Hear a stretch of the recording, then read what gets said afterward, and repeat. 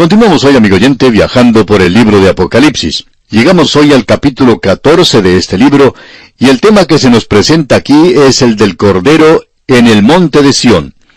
Luego el Evangelio eterno es predicado al mundo, la caída de Babilonia, el anuncio de juicio y de bendición, y también la visión de Armagedón. Este es un capítulo que contiene muchas cosas y vamos a observar esto. Este capítulo 14 constituye el punto más alto en la serie de 7 personajes que concluimos en el programa anterior.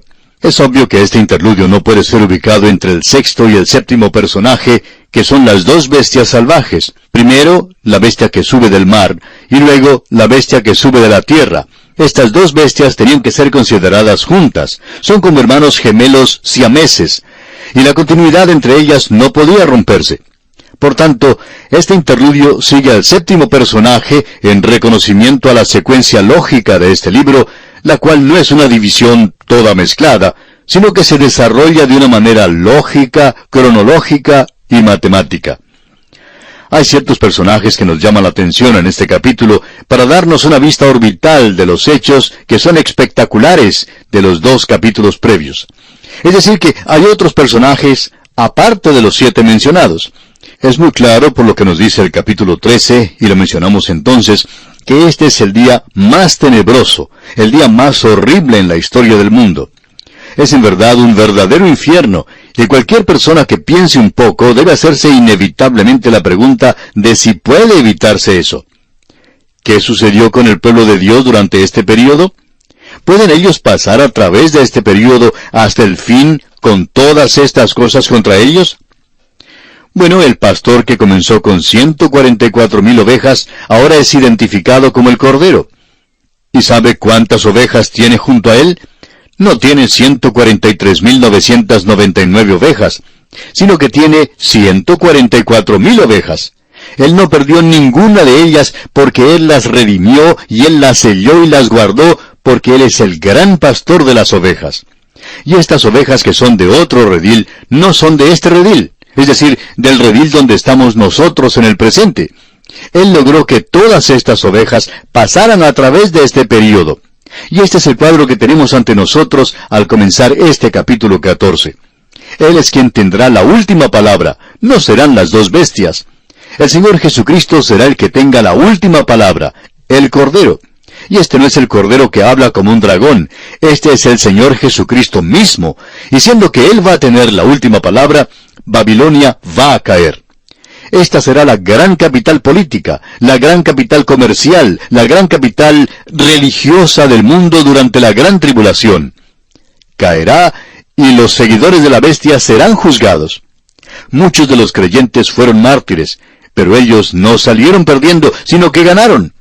Y nuevamente decimos con Calvino, preferimos estar del lado que parece estar perdiendo en el presente, pero que ganará al final, en lugar de estar del lado que parece estar ganando hoy, pero que perderá eternamente.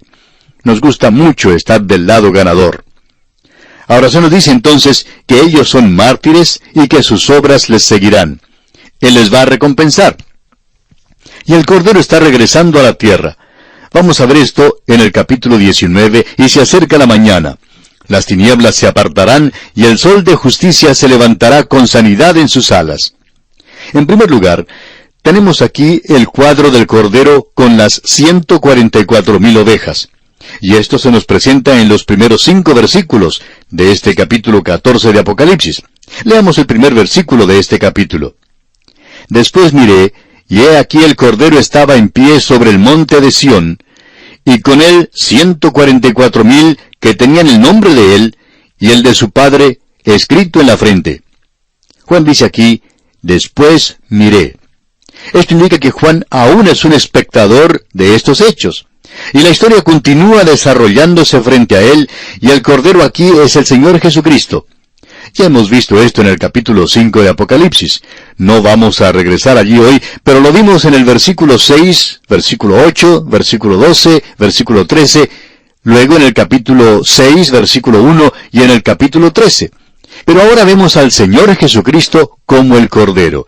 Y hay algo que debemos aclarar aquí, y es que el monte de Sión es en realidad Jerusalén. no vale la pena tratar de resolver esto o de ubicarlo en cualquier otro lugar excepto donde debe ir. Y esto es Jerusalén. Y lo que tenemos aquí es un cuadro pacífico, una escena verdaderamente pastoral. Eso es lo que abre el reino milenario sobre la tierra. Y el Señor Jesús va a reinar desde Jerusalén. Él la llamó la ciudad del gran rey. Y luego en el Salmo 2, versículo 6, podemos ver algo que puede aclararle a usted si tiene alguna duda en cuanto al monte de Sión. Allí dice, pero yo he puesto mi rey sobre Sión, mi santo monte. Es la intención de Jehová el poner al Señor Jesucristo sobre el trono de David y Jerusalén, y específicamente el monte de Sión. Ahora creemos que los 144,000 mencionados aquí son aquellos que fueron sellados allá en el capítulo 7. Reconocemos que hay algunos problemas relacionados con este punto de vista, pero ellos pasaron a través de la gran tribulación de la misma manera en que esos 3 jóvenes hebreos pasaron a través del horno de fuego ardiente. Y debemos notar que el Cordero está parado junto a ellos en el monte de Sión, y aunque Él es en su persona el Cordero, Él también es el pastor. Él comenzó con 144,000 y llegó al final de la gran tribulación no con 143,999, sino con 144,000. Él los tiene a todos, no perdió a ninguno. Y en este día y hora, cuando las presiones de Satanás nos oprimen, el Cristo viviente y victorioso está dispuesto a ayudarnos. Amigo oyente, que usted y yo podamos llegar a conocerle mejor, para que nos podamos acercar más a Él y para que Él signifique más para nosotros y que Él llegue a ocupar un lugar más grande en nuestras vidas día a día. Estamos convencidos personalmente en nuestra propia experiencia que el Señor Jesucristo en persona es la respuesta.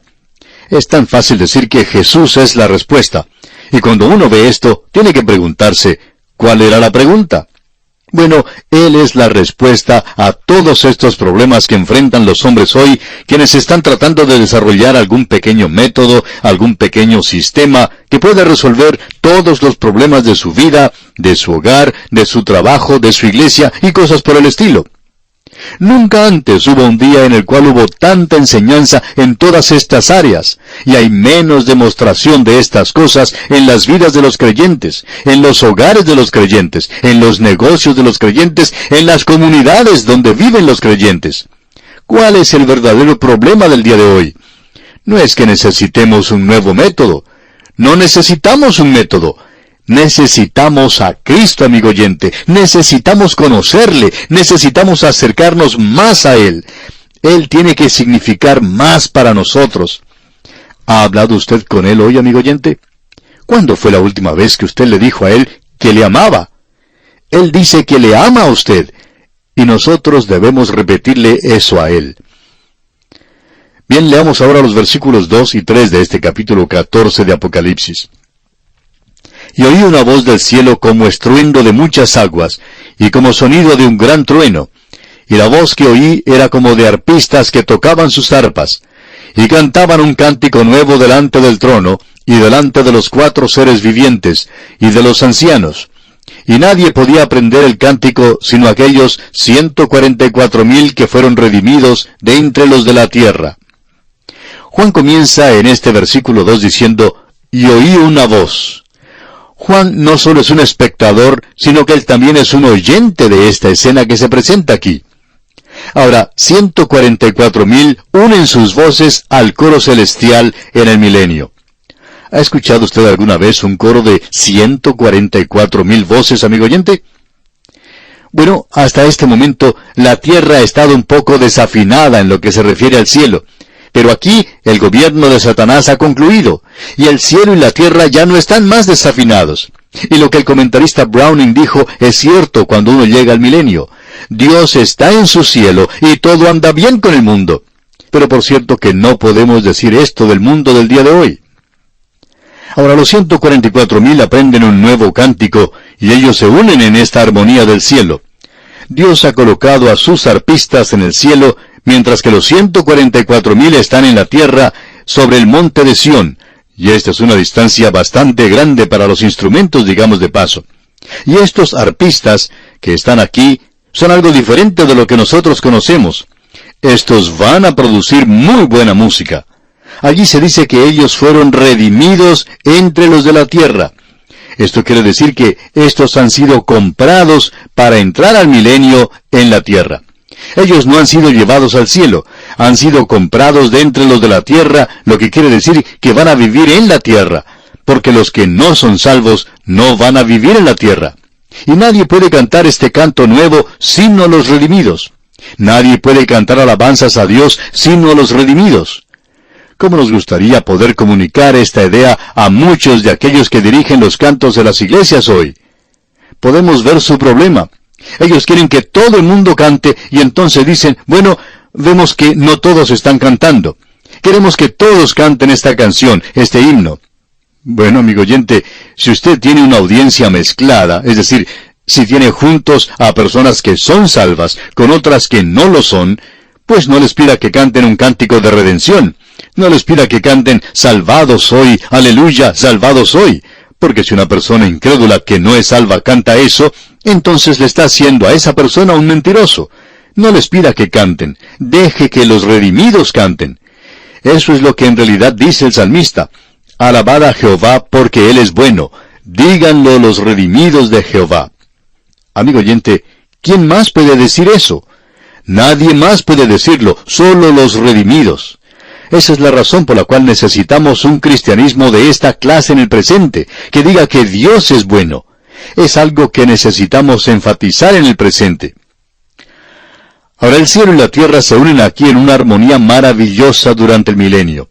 ¡Qué contraste el que encontramos aquí con lo del capítulo 13, donde la tierra está en rebelión contra el cielo, bajo la bestia! Aquí todo es tranquilidad bajo el Cordero. Continuemos leyendo los versículos 4 y 5 de este capítulo 14 de Apocalipsis. Estos son los que no se contaminaron con mujeres, pues son vírgenes. Estos son los que siguen al Cordero por donde quiera que va. Estos fueron redimidos de entre los hombres como primicias para Dios y para el Cordero. Y en sus bocas no fue hallada mentira, pues son sin mancha delante del trono de Dios. Aquí se dice que estos no se contaminaron con mujeres, pues son vírgenes. Ahora, ¿qué es lo que se quiere decir con esto? Esto siempre ha sido un interrogante para nosotros y lo sigue siendo. Esto puede tener un sentido literal o espiritual, o puede tener ambos sentidos. Personalmente opinamos que aquí tiene ambos sentidos. Si hubiera sido de cualquier otra manera, Juan hubiera indicado cuál de estos sentidos él está enfatizando. Ahora, el período de la gran tribulación es un período de un sufrimiento sin comparación. Y estos 144,000 pasaron a través de ese período, y estos tiempos anormales demandaron un estado anormal. Esto es lo que ocurre cuando un país está en guerra contra otro. Los jóvenes se van a la guerra, dejan a la novia, y nunca más regresan. A veces se casan antes de salir, luego la esposa tiene un bebé que ellos nunca llegan a conocer porque nunca pudieron regresar al hogar. Eso es lo que ocurre en tiempo de guerra. Y hay mujeres que pueden decir, hubiera preferido no casarme nunca. Ese es su punto de vista. Y por cierto que durante este período va a ser algo tan terrible que esta gente no se va a casar. Jeremías también vivió en una época bastante crítica, en la época de la cautividad en Babilonia. Dios le prohibió a él que se casara porque eran días tenebrosos. Jeremías dijo allá en el capítulo 16, versículos 1 al 4 de su profecía, «Vino a mí palabra de Jehová diciendo, no tomarás para ti mujer, ni tendrás hijos ni hijas en este lugar. Porque así ha dicho Jehová acerca de los hijos y de las hijas que nazcan en este lugar, de sus madres que los den a luz, y de los padres que los engendren en esta tierra. De dolorosas enfermedades morirán, no serán plañidos ni enterrados, serán como estiércol sobre la faz de la tierra, con espada y con hambre serán consumidos, y sus cuerpos servirán de comida a las aves del cielo y a las bestias de la tierra». Usted recordará que el Señor Jesucristo pronunció un ay en cuanto a aquellas que estuvieran encinta durante la gran tribulación. En el Evangelio según San Mateo, capítulo 24, versículo 19, leemos, «Mas ay de las que estén encintas y de las que críen en aquellos días». Usted y yo estamos viviendo en un día cuando se nos dice, como dijo el escritor a los Hebreos, que el matrimonio tiene que ser algo honroso y el lecho sin mancilla. El apóstol Pablo habla mucho en cuanto a esto en su primera epístola a los Corintios, capítulo 7. Y el mandato de Dios a Noé, después del diluvio, no antes, era el de multiplicarse y de llenar la tierra. Y esta no es una escritura que se puede aplicar hoy a un mundo que tiene que hacerle frente a una explosión demográfica, y en un momento cuando los creyentes pueden ver que se acerca el fin de las edades. Durante la gran tribulación habrá un énfasis exagerado en cuanto al sexo, y obviamente prevalecerá la inmoralidad. No va a ser un tiempo muy bueno para casarse durante el período de la gran tribulación. Ahora, los 144,000 se habrán mantenido aparte de los pecados de la gran tribulación y habrán considerado esto como adulterio en el sentido espiritual, y también queremos mencionar esto, que la idolatría era clasificada como fornicación espiritual en el Antiguo Testamento. El ejemplo clásico lo tenemos allá en el capítulo 16 de Ezequiel, y allí encontramos la severa acusación contra la fornicación y el adulterio, que era idolatría. Los 144,000, pues, se han guardado a sí mismos de la adoración de la bestia y su imagen durante la gran tribulación. Así es que, amigo oyente, cuando dice aquí, estos son los que no se contaminaron con mujeres, pues son vírgenes, aparentemente quiere decir que se guardaron a sí mismos de la inmoralidad del período de la gran tribulación, aunque no se habían casado. Debido a la severidad de esa época en que les tocó vivir, ellos no se casaron ni se entregaron a la inmoralidad de ese período. Y también creemos que esto puede representar dos cosas: que la fornicación y el adulterio es llamado eso en el Antiguo Testamento y quiere indicar idolatría, significa adorar un ídolo. Así es que aquí tenemos una vista de ambas cosas.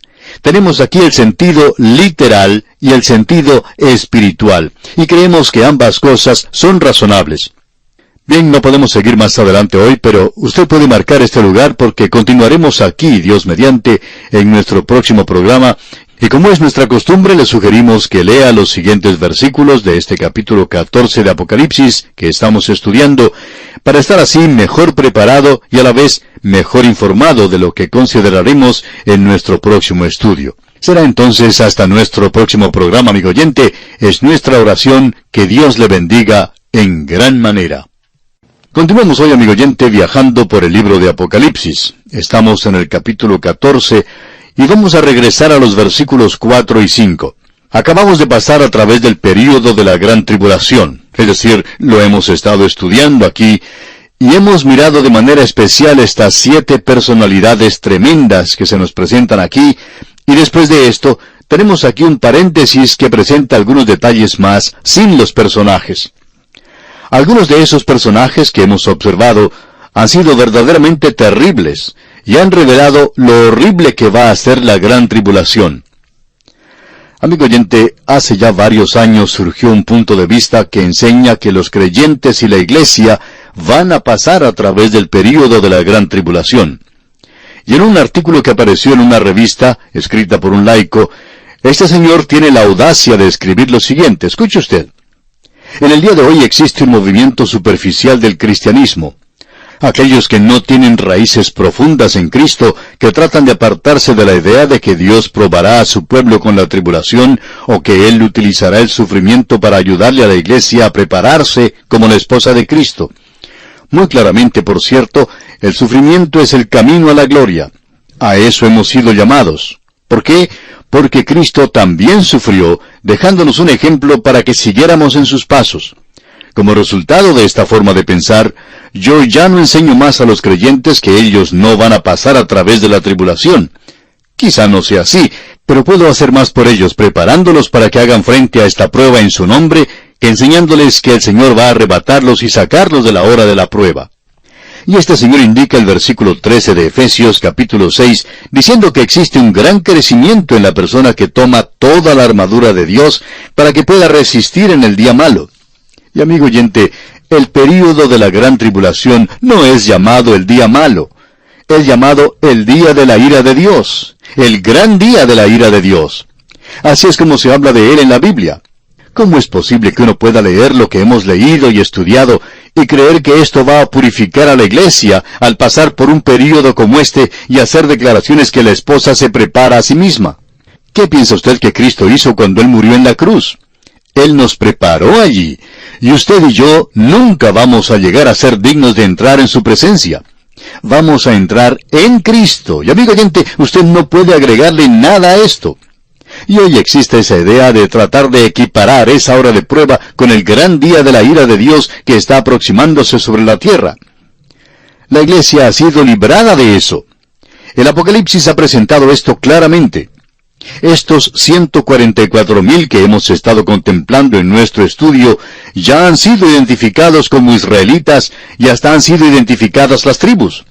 Así es que no hay manera de decir que esta es la iglesia.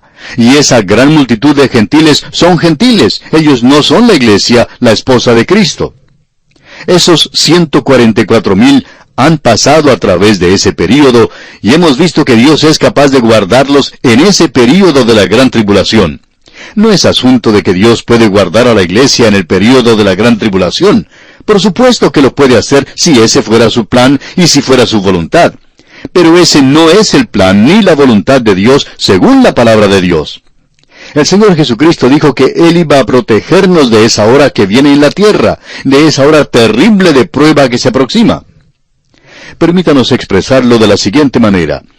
La iglesia no va a pasar a través del período de la gran tribulación, pero nosotros vamos a tener un poco de tribulación.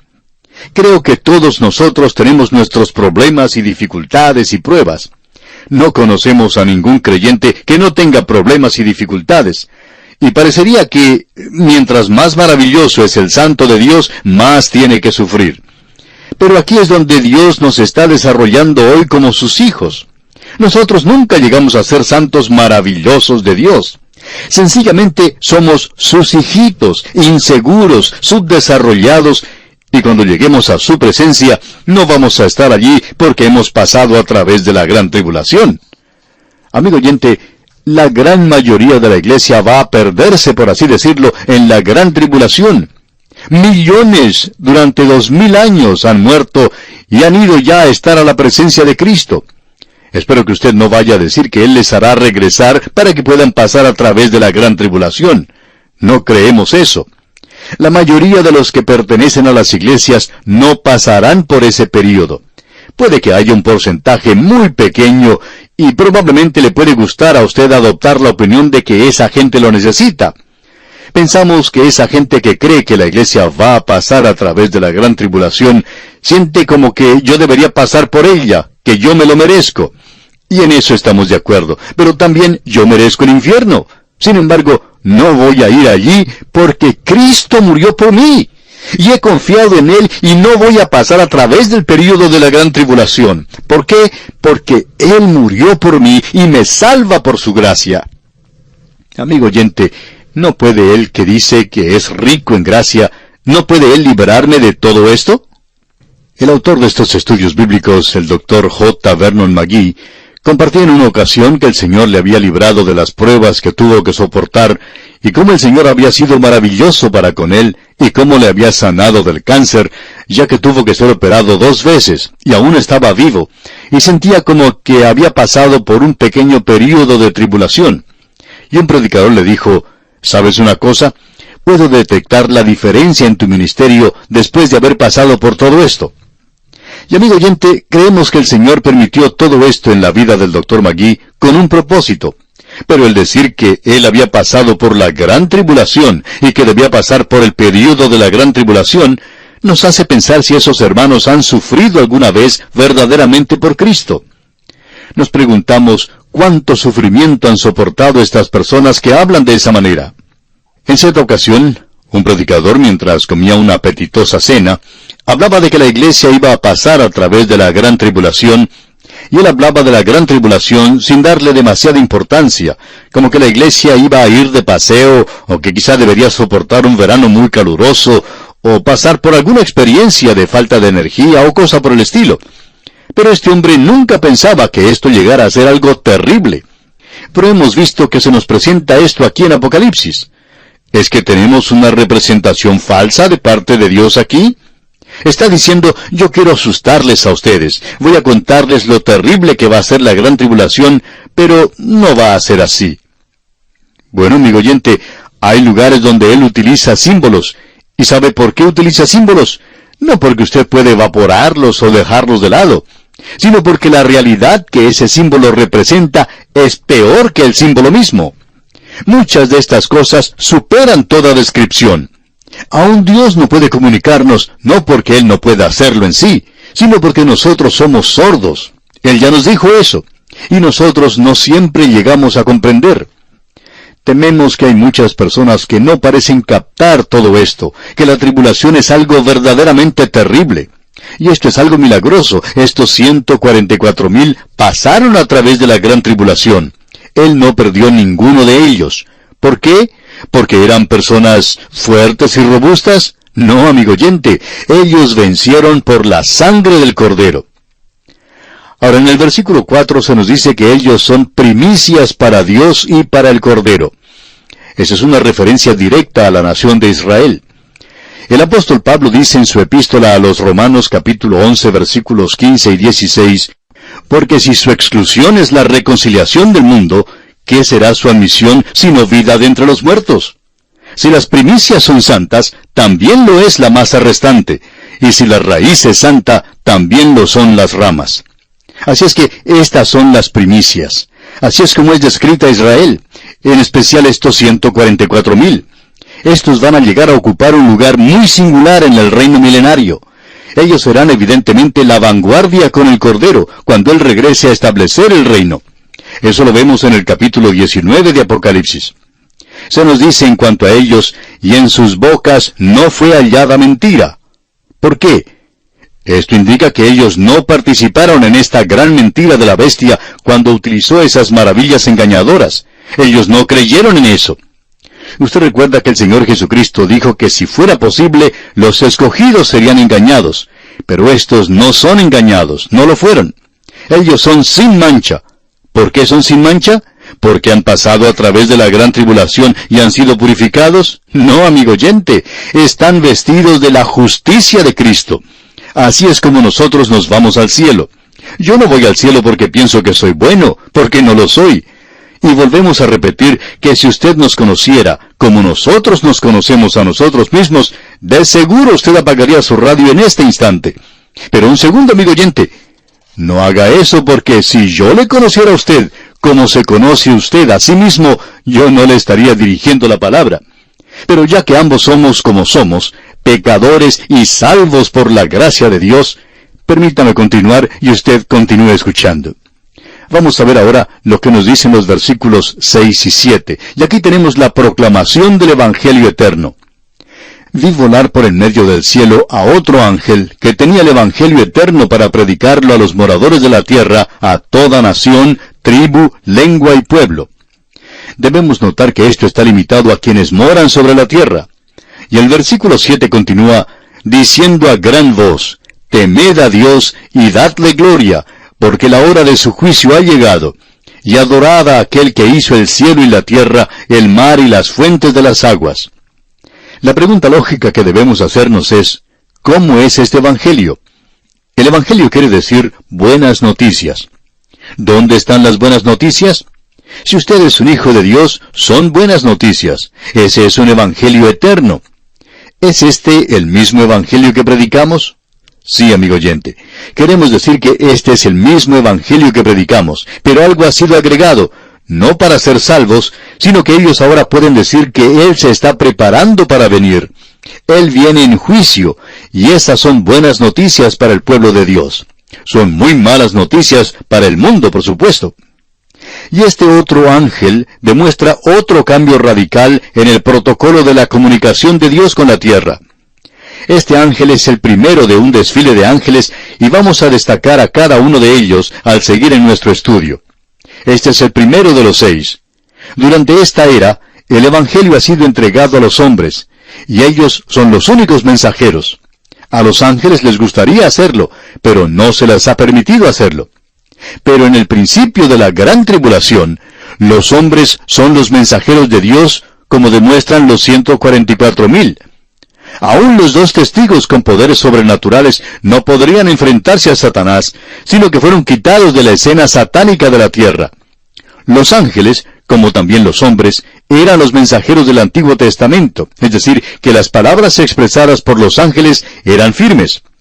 El escritor de la epístola a los Hebreos dice en el capítulo 2 de esta epístola, versículo 2, «Porque si la palabra dicha por medio de los ángeles fue firme, y toda transgresión y desobediencia recibió justa retribución, ¿cómo escaparemos nosotros si descuidamos una salvación tan grande?» Los tiempos son tan tensos en este período que solo los ángeles pueden llevar el mensaje de Dios a todo el mundo. Los ángeles son indestructibles. Ahora este ángel estaba volando por en medio del cielo. Esa era una declaración ridícula hace algunos años, cuando algunos que criticaban la Biblia se burlaban de eso. Pero ya no es más una declaración ridícula, porque hoy existen muchos satélites en el espacio. Uno de los más famosos es el satélite Telstar, y otros son utilizados para transmitir señales e imágenes de la televisión. Así que uno puede ver al instante lo que ocurre en los Estados Unidos, o Argentina, o México, o Colombia. Uno no solo puede ver eso en las noticias de la tarde, sino que puede verlo cuando se está desarrollando. Así que nos podemos dar cuenta que esa expresión aquí no es algo ridículo. Nuevamente queremos decir, amigo oyente, que este eterno evangelio es temer a Dios. Ese es el mensaje. ¿Por qué? Bueno, el escritor de los Proverbios nos dice, el principio de la sabiduría es el temor de Jehová. Es decir, que Él está diciendo al pueblo de Dios que sean salvos, porque uno necesita temerle a Dios. Dios le salvó a usted por su gracia, pero Él va a juzgar a esta tierra. Llegamos ahora al versículo 8, donde encontramos el anuncio o el pronunciamiento del juicio de Babilonia. En este capítulo 14, Él presenta estas cosas ante nosotros que van a aparecer nuevamente en el libro. Pero Él nos lo presenta como si fuera un programa que Dios va a seguir, y dice, otro ángel. Aquí tenemos a otro ángel. Este es el segundo, y hay 6 de ellos. Leamos este versículo 8 del capítulo 14 de Apocalipsis. Otro ángel le siguió, diciendo, ha caído Babilonia, la gran ciudad, porque ha hecho beber a todas las naciones del vino del furor de su fornicación. Hace mucho tiempo se publicó un libro que posiblemente ya esté agotado, pero era un libro donde se hablaba de 2 Babilonias, escrito por Alexander Hislop. Allí se revela que Babilonia ha sido el cuartel general de Satanás desde el mismo principio. Allí fue donde comenzó la idolatría. Allí es donde nació la idolatría. Sumeria fue la esposa de Nimrod. Algunos opinan que era su madre, y que ella se casó con su propio hijo, pero como quiera que sea, ella era la reina de Babel, que más adelante llegó a ser Babilonia. Y ella inventó una historia que comenzó con este sistema de idolatría, y en esta historia, ella decía que había salido de un huevo, que salió del río Éufrates, y ella rompió la cáscara del huevo, y salió del mismo como persona adulta. Eso es lo que ella decía, y ella ha sido adorada. Esto introdujo el principio femenino de la deidad. Esto revela que Babilonia comenzó todas estas falsas religiones. Ahora este segundo ángel sale y anuncia lo que vendrá. Pero lo dice como si ya hubiera sucedido. Dice, ha caído Babilonia.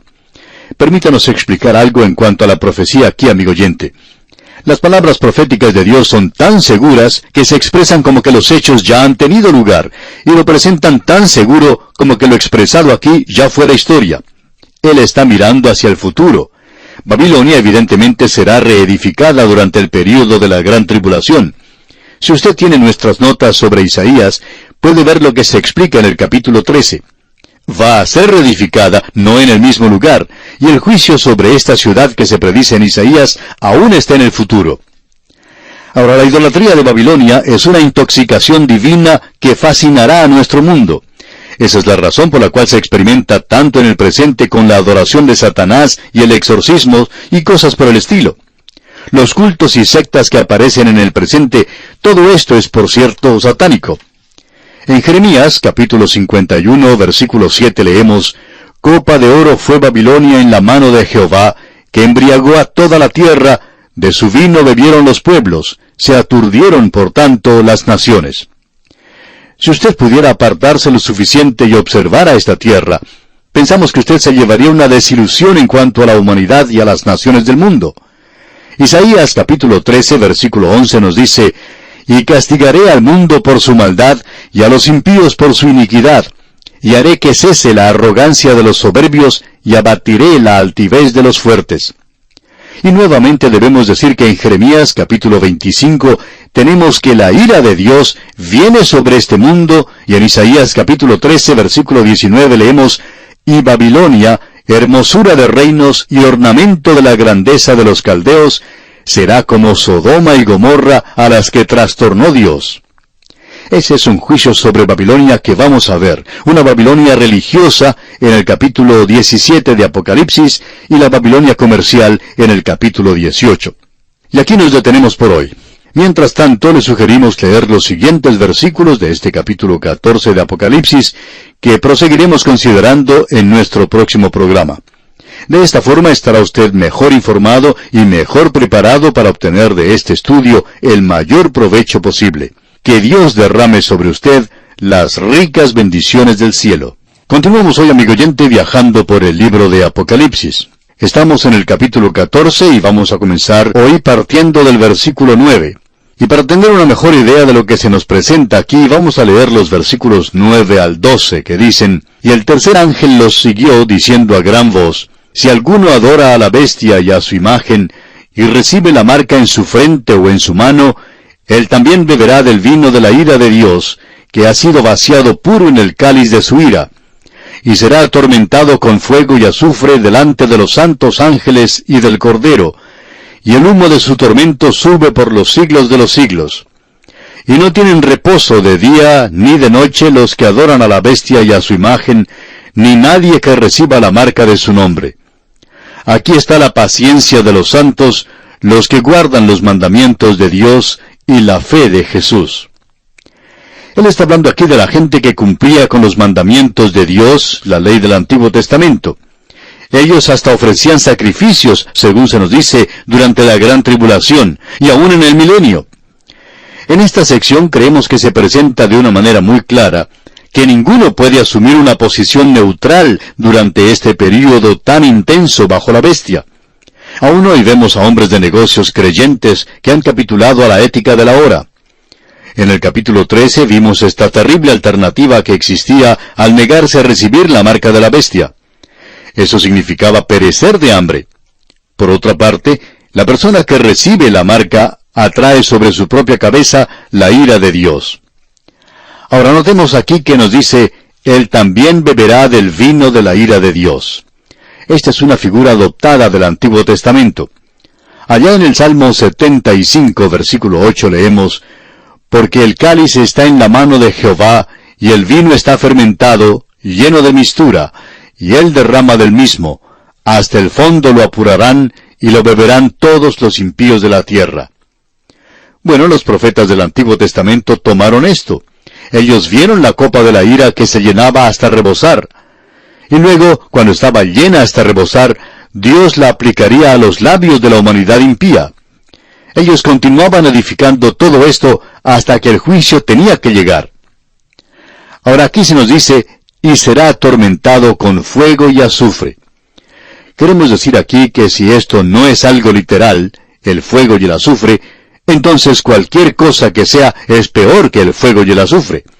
Que si esto es un símbolo se da como una representación un poco más débil. Es como la esencia de algo. Existe la esencia de pimienta, de ciertos perfumes, y alguien dio la siguiente definición de lo que es una esencia. Esencia es ese débil aroma que queda después de que ha sido o ha desaparecido la sustancia. Ahora, ¿qué es entonces? ¿Un símbolo? Es la esencia. Es una copia muy débil de la realidad. Y la realidad creemos que puede ser mucho peor. Pero recuerda, amigo oyente, que el azufre de Sodoma era literal. Ahora notemos que el infierno es algo visible para Cristo y para sus ángeles, pero no dice que es visible para los 24 ancianos. ¿Debemos pensar entonces, por esta razón, que la iglesia no sabe lo que está teniendo lugar en la tierra? Nosotros nos inclinamos a pensar que la iglesia no verá lo que está teniendo lugar en la tierra durante el período de la gran tribulación, pero por cierto que Cristo y los santos ángeles lo verán. Entonces, todos aquellos que pertenecen a Dios, lo que tienen que hacer es ser pacientes y esperar la venida de Cristo. Él dice, aquí está la paciencia de los santos. Y ellos son los que esperan. En el Evangelio según San Mateo capítulo 24, versículo 13, el Señor Jesucristo dice, mas el que persevere hasta el fin, éste será salvo.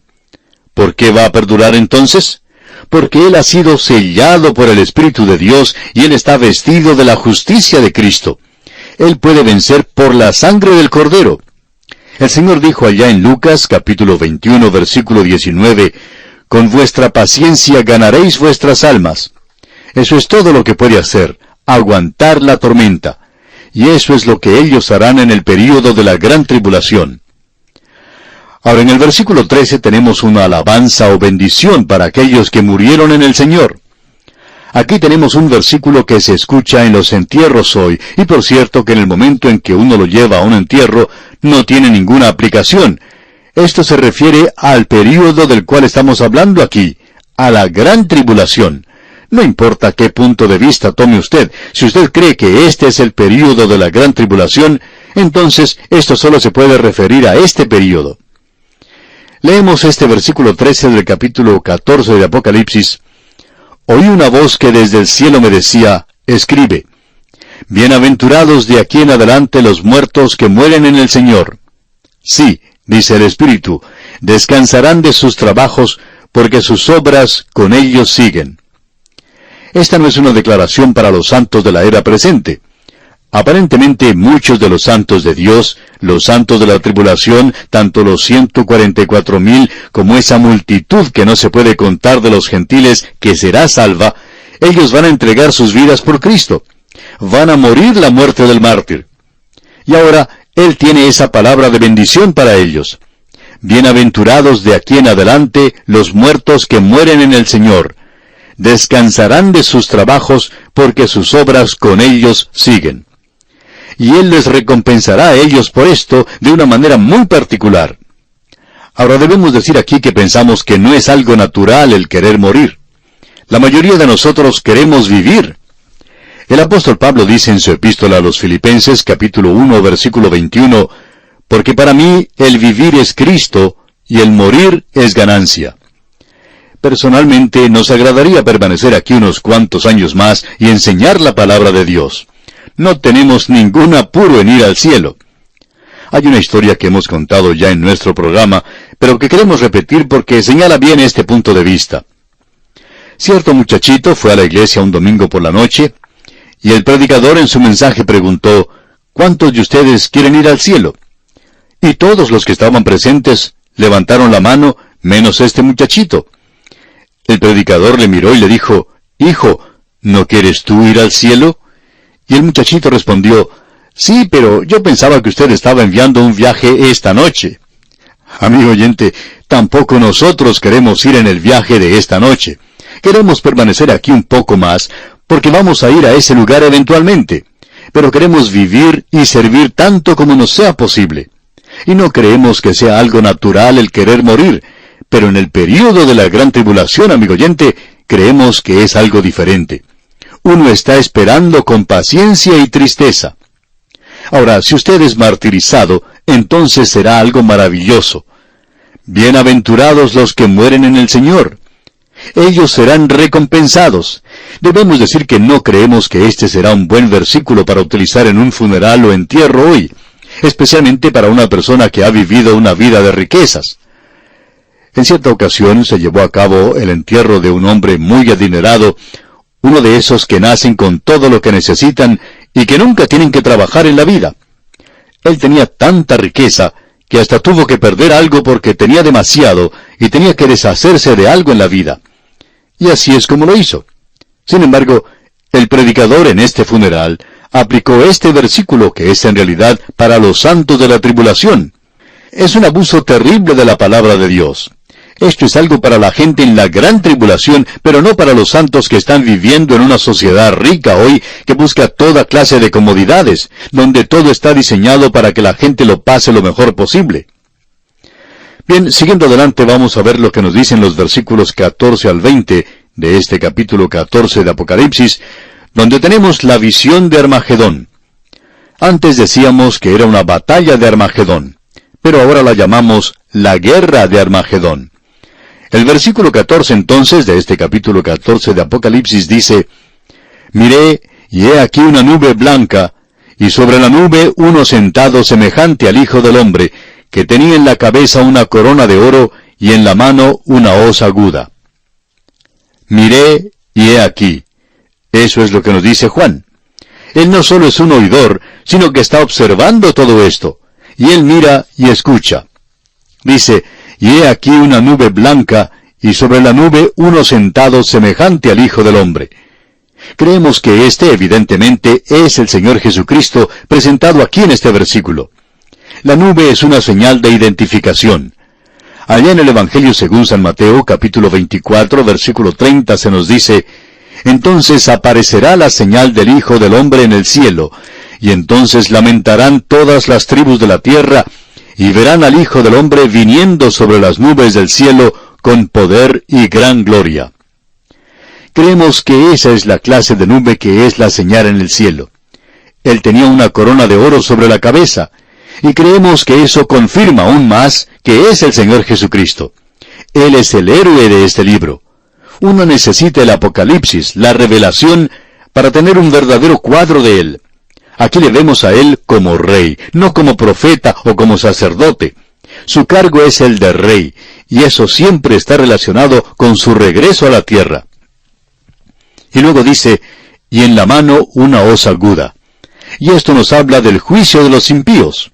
Aquí tenemos algo bastante interesante. El comentarista Dr. Newell señala esta palabra hoz y declara que ocurre solamente 12 veces en las Escrituras, 7 de las cuales se encuentran en los versículos de esta sección. Y la palabra aguda se menciona 7 veces en Apocalipsis y 4 veces aquí. Notemos ahora lo que dicen los versículos 15 y 16 de este capítulo 14 de Apocalipsis. Y del templo salió otro ángel, clamando a gran voz al que estaba sentado sobre la nube: Mete tu hoz y siega, porque la hora de segar ha llegado, pues la mies de la tierra está madura. Y el que estaba sentado sobre la nube metió su hoz en la tierra, y la tierra fue segada. Creemos que esta es la segunda venida de Cristo. Mete tu hoz y siega. Eso se refiere al juicio del hombre en la tierra. En el Evangelio según San Mateo, la cosecha ha sido por mucho tiempo identificada con el testimonio cristiano, y a los creyentes se les ha pedido que oren por obreros para la siega. Así es que es difícil para el creyente promedio entender o concebir bien esta escena en el verdadero contexto de la Escritura. En realidad a los creyentes no se les está urgiendo a que vayan a la cosecha hoy. Sí, se les urge a que siembren, y que siembren la palabra de Dios. Un sembrador salió a sembrar. Ese es el cuadro del creyente hoy.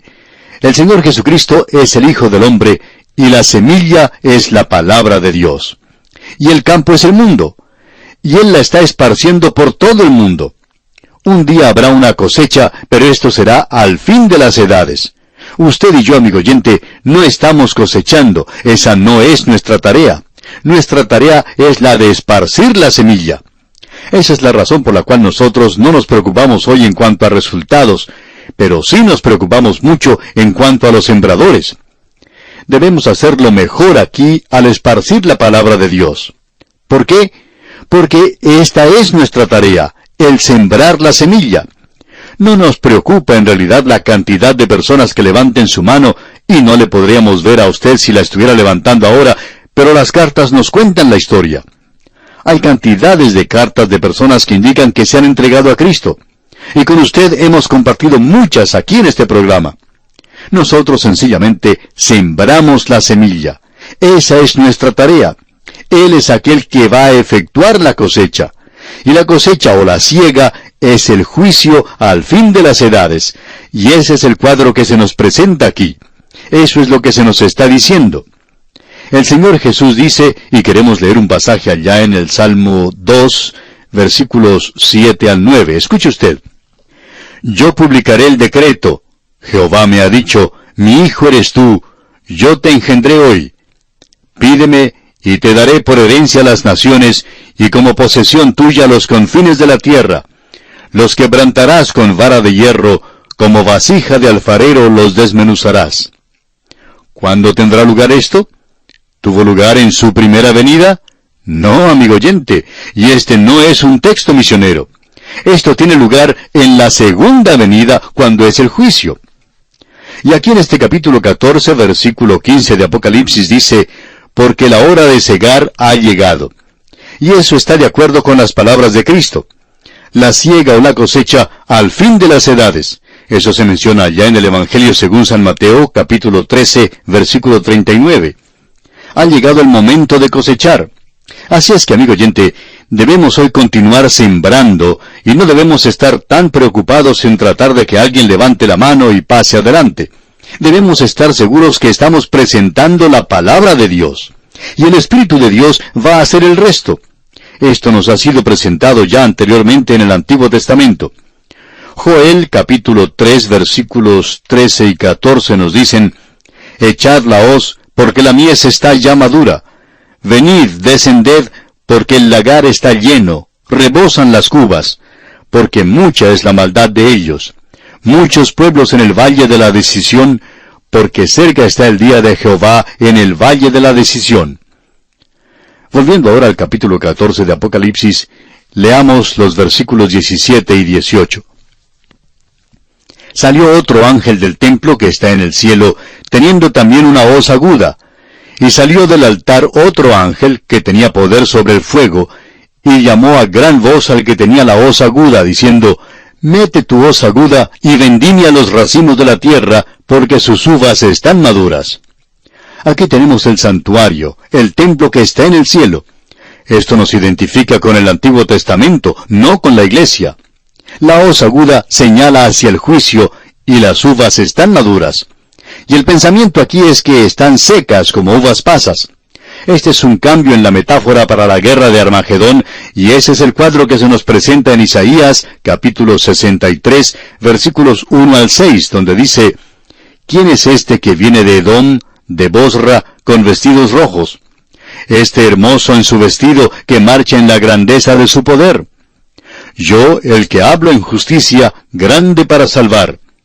¿Por qué es rojo tu vestido, y tus ropas como del que ha pisado en lagar? He pisado yo solo el lagar, y de los pueblos nadie había conmigo. Los pisé con mi ira, y los hollé con mi furor. Y su sangre salpicó mis vestidos, y manché todas mis ropas. Porque el día de la venganza está en mi corazón, y el año de mis redimidos ha llegado. Miré, y no había quien ayudara, y me maravillé que no hubiera quien sustentase, y me salvó mi brazo, y me sostuvo mi ira. Y con mi ira hollé los pueblos, y los embriagué en mi furor, y derramé en tierra su sangre.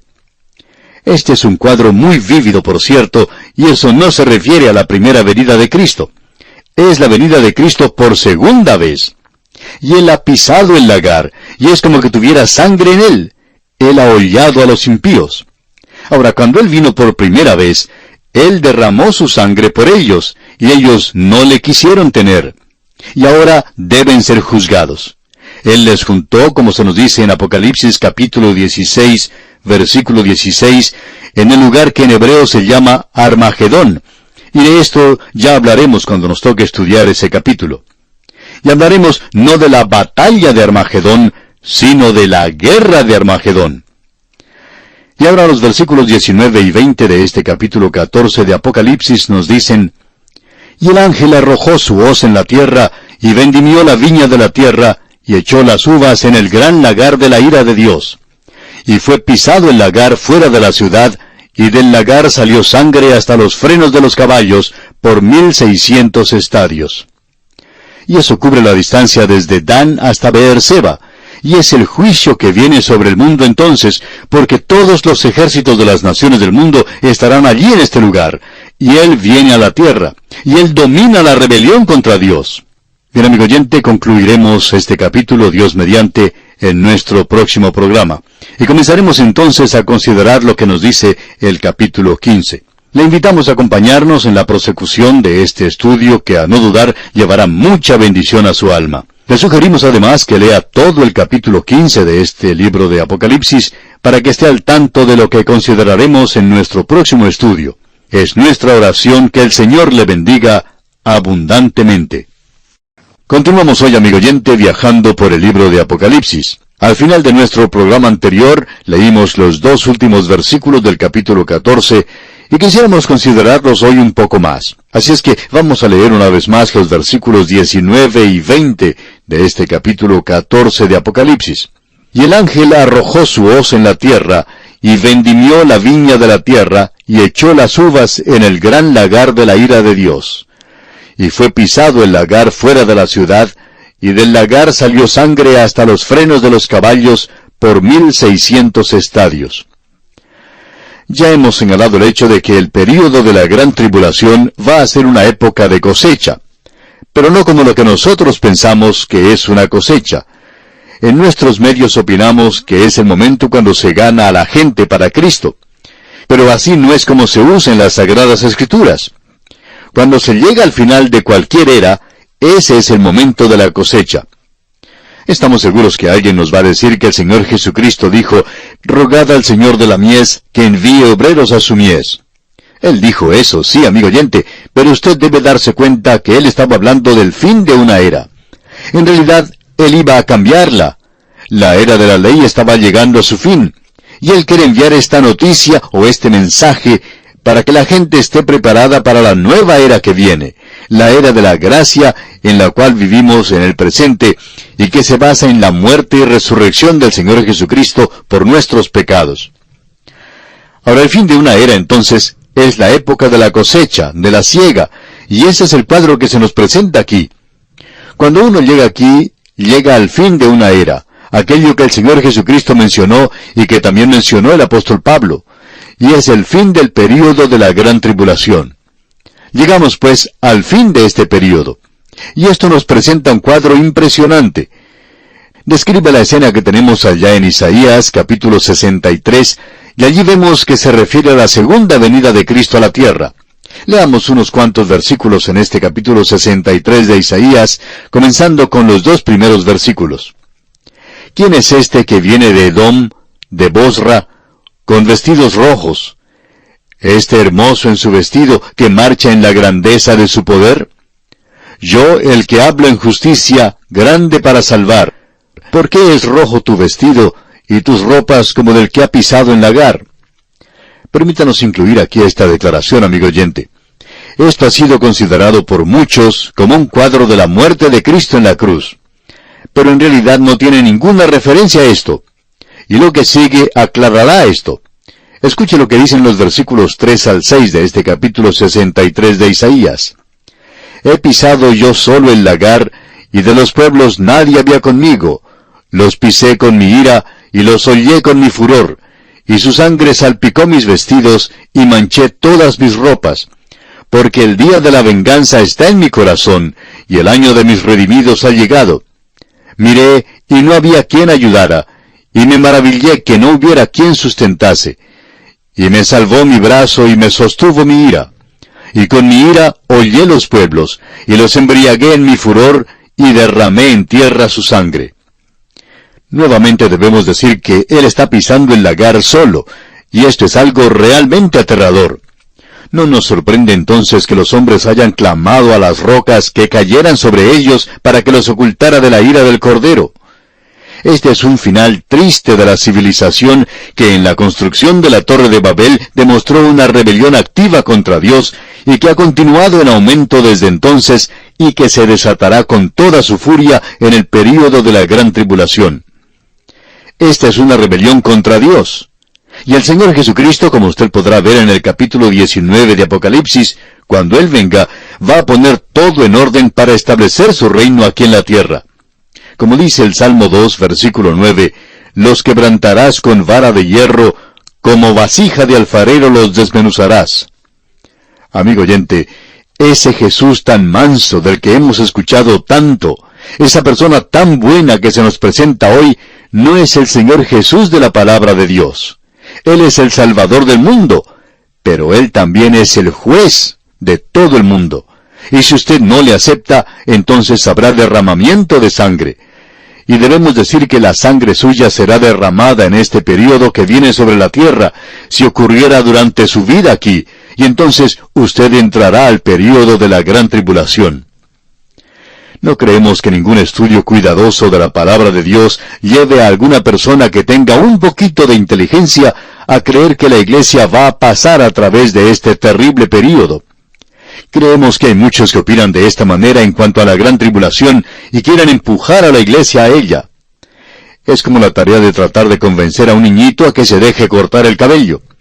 Una tarea muy desagradable que él no llega a disfrutar para nada, y trata de escabullirse de allí durante todo ese tiempo. O es como ir a visitar al dentista para que le extraiga algún diente. Y ninguno de nosotros disfruta de una experiencia como esa, pero es algo que tiene que suceder. Amigo oyente, usted no ha visto aún lo que la gran tribulación es en realidad.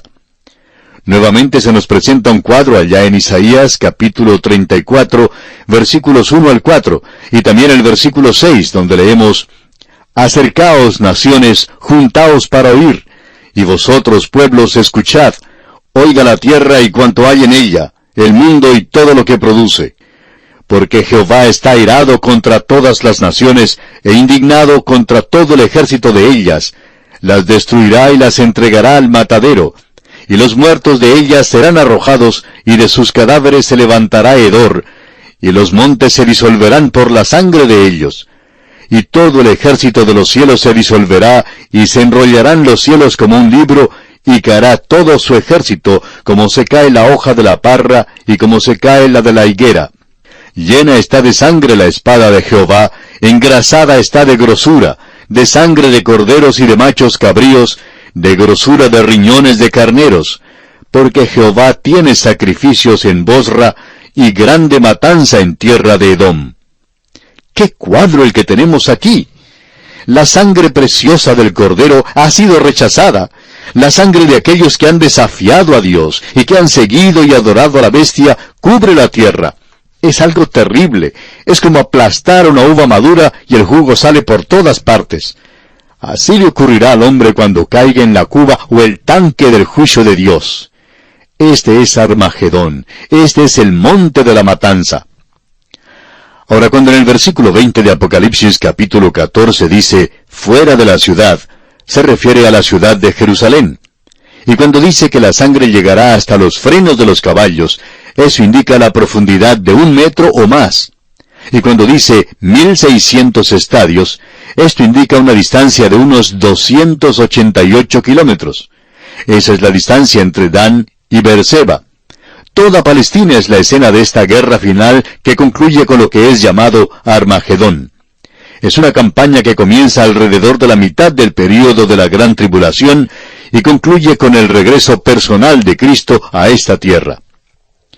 Ahora, en el Salmo 45, versículos 3 al 7 leemos: Ciñe tu espada sobre el muslo, oh valiente, con tu gloria y con tu majestad. En tu gloria sé prosperado. Cabalga sobre palabra de verdad, de humildad y de justicia, y tu diestra te enseñará cosas terribles. Tus saetas agudas, con que caerán pueblos debajo de ti, penetrarán en el corazón de los enemigos del rey. Tu trono, oh Dios, es eterno y para siempre. Cetro de justicia es el cetro de tu reino. Has amado la justicia y aborrecido la maldad. Por tanto, te ungió Dios, el Dios tuyo, con óleo de alegría más que a tus compañeros. El Salmo 45 es un salmo mesiánico. No pedimos disculpas por decir todo esto. Dios no nos ha pedido que pidiéramos disculpas por su palabra. Nos ha dicho que habláramos de ella, y nosotros tenemos que hacerle frente a esto.